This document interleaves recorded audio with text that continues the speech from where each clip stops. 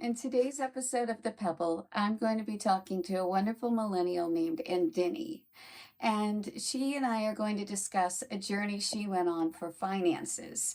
And I'm sharing that on The Pebble because I know that's a tough point for a lot of us, including myself. And on The Pebble, the whole point is any little thing we can do to make ourselves just a little bit happier is getting us closer to being our best selves. And the closer we are to our best selves, the better we are in our lives and the better we are in the world. And that's the whole point of the pebble. Because remember, each time we're throwing a pebble of positivity into the ocean, we're pushing back the tide of negativity. And that's why I'm doing this. So I'm really pleased that Andini gave me her time. And she's sharing her whole journey over on Million Stories Media on YouTube. So I'll be linking to that as well. And I hope you enjoy our interview. And I hope that you'll follow her and, of course, follow me. Hi, Andini. How are you today? I'm good. How are you? I'm very well. Thank you for your time today. I really checked out your videos and I really appreciate what you are trying to do with the Million Stories and sharing some economic wisdom. Doing my best. Yeah, I wanted to speak with you because what I liked about it was your approach, which was I'm learning too, which is Hmm. something really important for me. And I have Gen Z children, but I also felt that I learned a lot, and I know that I'm more receptive to those who are like, come along on my journey, rather than someone who seems to have already got it all figured out, Yeah. telling me about it. So I wanted to share you with my audience and have you talk a little bit. I know you're an entrepreneur on your own, and yet you were still learning about money. So just kind of how you came into this journey.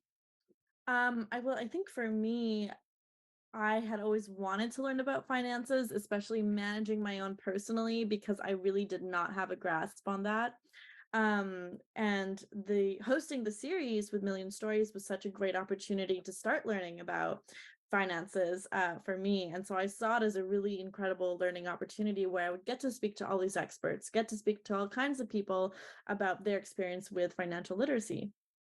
Um, so yeah, it's definitely like, sorry, I have a company, so a lot of my earnings were going towards the company instead, and then I was paying myself out of that. So really learning how to manage the money that I was being paid myself was something I've continually struggled with over the years. And so doing the series was really blessing in disguise, just to helping me with managing and saving.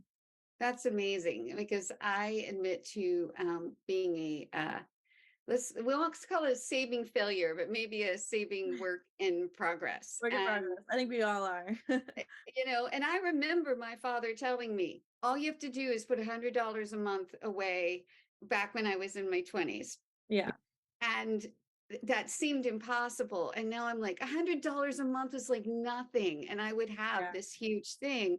But I think it was, again, oh, that's dad talking to Yeah. me or whatever. Or he doesn't know how hard it is. And so I think for you to be of the generation of learning with the series, I think you're going to have the opportunity to really reach more people. And I hope my children are better stewards of their money than I. Yeah. Yeah, it's hard. I've definitely had lots of talks with my mom, especially about finances and how to manage and, did I pay off the credit card and all these things. And I really wish when I was younger I had some sort of more exciting way of learning about finances that got me excited about it instead of like the usual like parent talking tos or like some books that I had. And in school, I was never really prepared adequately for learning about finances or how to pay my taxes or any of that, which I think is a great mistake that most schools need to correct if they aren't doing that. I agree. My daughter, her school actually does a semester thing that's, I guess, the modern equivalent of home economics, but Good. everyone's Yeah. required to take it, and they have to learn how to balance a checkbook. Not that people Yeah. really write checks anymore, but that type of thing. And again, I think I would have benefited a lot.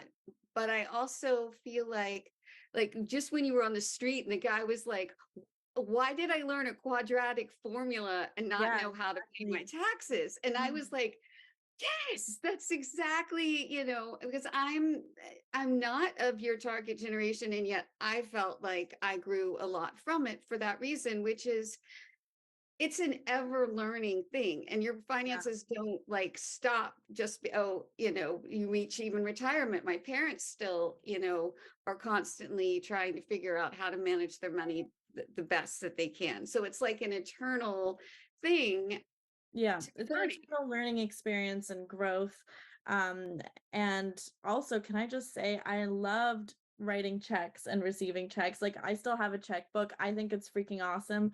Obviously, people prefer it with wires now because you receive the money faster, but I still think there's something very special about like signing and like mailing a check or getting one.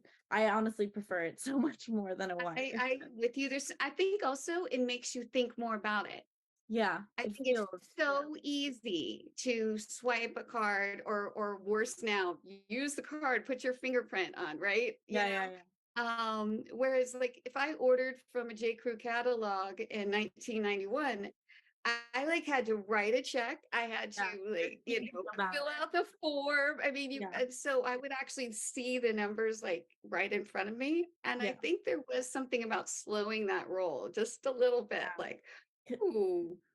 Because it's so easy, especially with like Amazon Prime and all this. I'll just like order so many things with a click of a button and not even like really understand the money I'm spending and where it's going. So again, I do think some more like old-fashioned tactile things can actually be really nice to use once in a while. Or cash, like having cash and paying with cash instead sometimes. I do appreciate that because then I go, oh, I can see myself and feel myself spending the money versus credit card. You don't really have to think about it, which can be a good thing, especially when you are in a rush or you're making big purchases and all this. But I do still like to carry some cash in my purse just in case.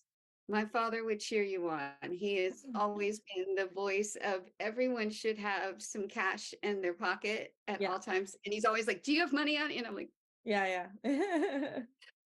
well, I guess I would say, what do you think is the biggest lesson that you brought back from this journey of doing this series? Oh gosh, for me personally, it was to start a retirement savings account ASAP, which I did a Yeah. few days ago. Um, and thank you. And then just saving as much as I can, trying to be more smart with what I'm buying when I do buy things. Um, and trying to get more into stocks. Yeah, for sure. I think I really liked that you went there with that, because most people are like, I don't really know what that means. Like we're told Yeah, to buy them, but nobody really teaches us how to do it. So I really appreciated that part of the series. And yeah. like I said, I would show you to my kids, definitely. I thought that it was a great intro, and it didn't, you don't talk down, and I just really appreciated it. And I'm inspired by someone your age, like being an entrepreneur already, and looking to improve their finances. So I really Thanks. I'm appreciate it. excited to have made the series, and I hope it gets a lot of people excited about financial literacy and trying to be more awake and responsible with their money. Absolutely. Well, you haven't someone twice your age, but I'm still learning, and I appreciated it. And I appreciate your time today. And I wish you tremendous luck with the series. And I hope to get to see you in future projects. Thank you so much. I really enjoyed this Thank interview. you. I did. I did. All right.